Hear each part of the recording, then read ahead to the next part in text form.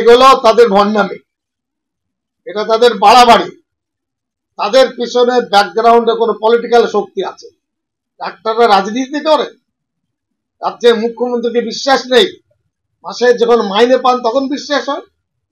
এরপরে আপনাকে যখন গ্রেড বাড়াতে হবে, আপনাকে আপার ডিভিশনে যাবেন, তখন মমতা ব্যানার্জি স্বাস্থ্যমন্ত্রীর প্রতি বিশ্বাস থাকে, আর এখন বিশ্বাস নেই।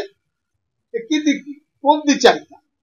যারা করছেন অন্যায় করছেন, বাংলার মানুষকে ধৈর্যের পরীক্ষা নিচ্ছেন, এই ধৈর্যের পরীক্ষা নেবেন না। ওরা চাইছে পাবলিকের সাথে ঝগড়া হোক, ওরা চাইছে পুলিশের সাথে সংঘর্ষ হোক, সেটা মানুষকে দেখাবে।